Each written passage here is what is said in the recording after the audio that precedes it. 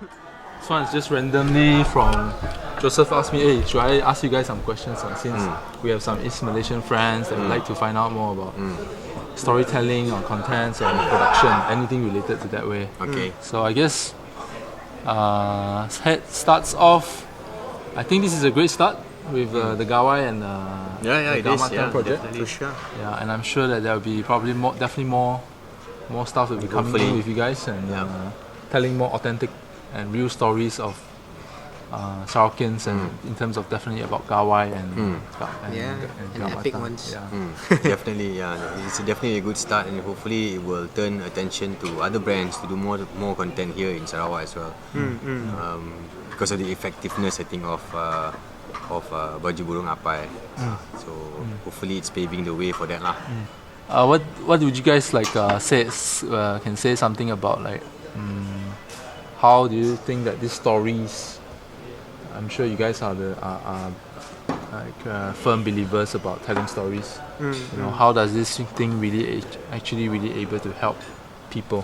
Why are you guys embarking on this journey, doing this storytelling non-stop? You know, and it's a big part of your life. That's a funny question because we were just talking about it in on the flight here we had almost 2 hours. I think we were just talking about anything and everything. But that was actually part of the conversation, I think. And I don't know. You go first now. I think what we were talking about on the plane was about having a purpose in our lives, and finding that purpose. And thankfully, I think we found that purpose, and that's through storytelling and telling stories.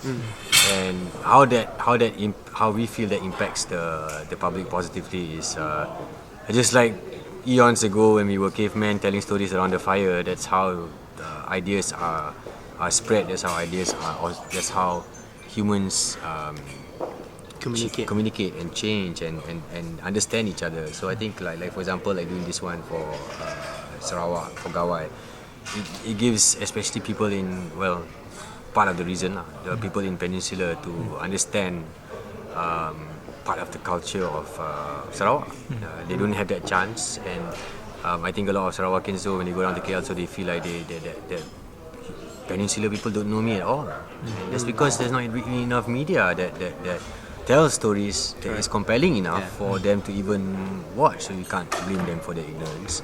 And it's our duty as storytellers to ensure that people around Malaysia, not just for Gawai, Chinese New Year, Hari Raya, to use this platform to get to know each other better lah. Is what I would say.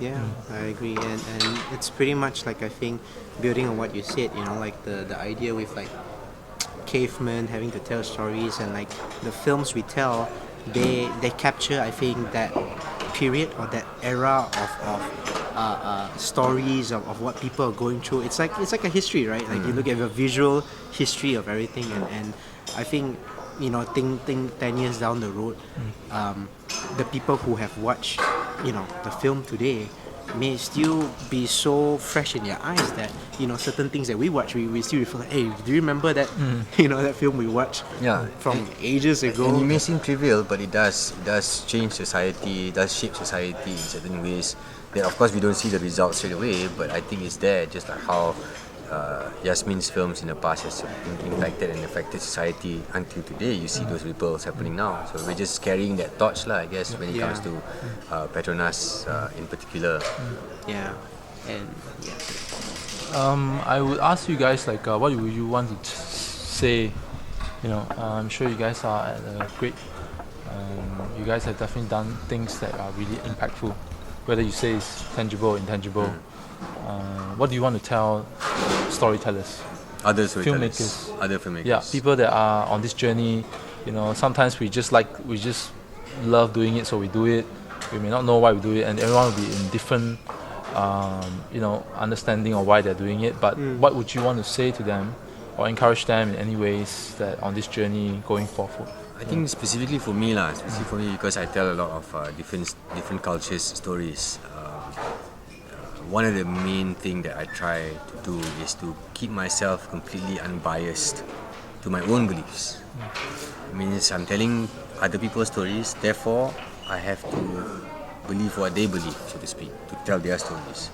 I think a lot of us try to force our own belief systems into our films that it becomes just, I was about to say a bad word, but wanking lah. You're doing it for yourselves and not for people. So then what's the point of that? You know, as storytellers, you're not telling just your story, you're telling people's stories. Yeah. So I think for me, that's what's most important lah. To remain completely unbiased at every story that I tell. Yeah. How about you as a storyteller? You embarking on this journey outwards, and were you an intern in Reservoir? Yeah. And how you have come to this place, becoming a director. There's a lot of people that probably look at you and go, wow, I would like to be at your spot. You know? But I'm sure that the journey that you have been going through and to reach here, it must have taken quite a lot of, I don't know, price or sacrifices or commitments that you really put it in to be here. Yeah. I don't know. I always feel like it's the word perseverance. I think even as storytellers, sometimes stories don't come instantly. I think a lot of ideas sometimes are reiteration of other ideas that you have, you know, and sometimes at one moment you may think that's the best idea, but I mean, you guys know, even with Gawai, the initial script was, we thought it was like, oh, it's good, and then after that, maybe it's not the best. At the end of the day, filmmaking is not if you're gonna get into filmmaking, storytelling, it's not a 9-to-5 job. That's I think what it takes. You have to become your work.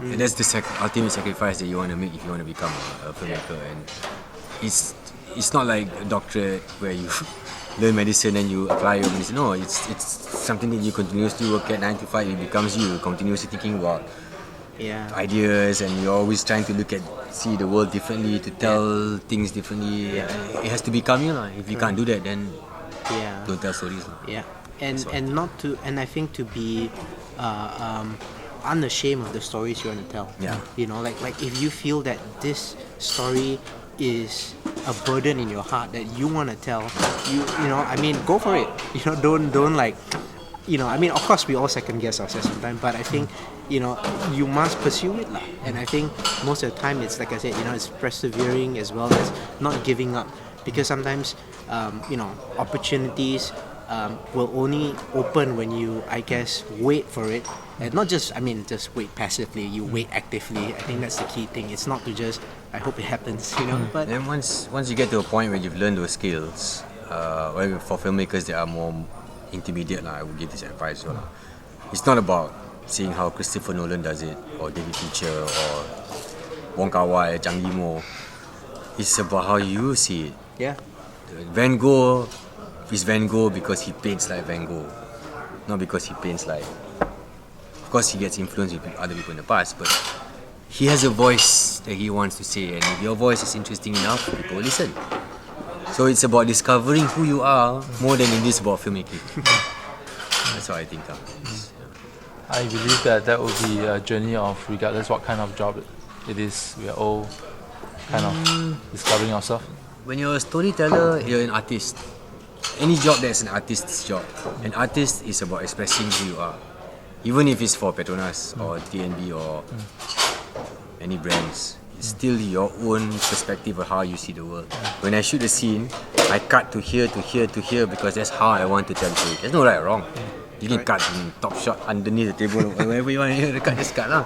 You can still get the expression and tell the story. But how do you see it? It's what makes the difference between what style a director is and whether it's compelling enough for people to watch. If it's not compelling, then you can't sell it lah. And then Van Gogh also cannot sell his painting, and nobody want to buy it. Then he's not an artist lah. Well, I think this is thanks a lot for this people's insight, what have they been through, and to see what they've seen, and hopefully whatever that they've shared with you guys are able to be something that you can take back and learn it and put it in your lives.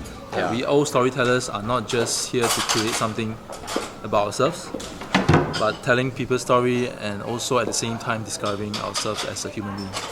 And last thing is, even if you got a handphone camera, there's no excuse not to shoot your short film. Handphone. So thanks to Ismail and Philip. And I'm Sam. See you guys. See you guys.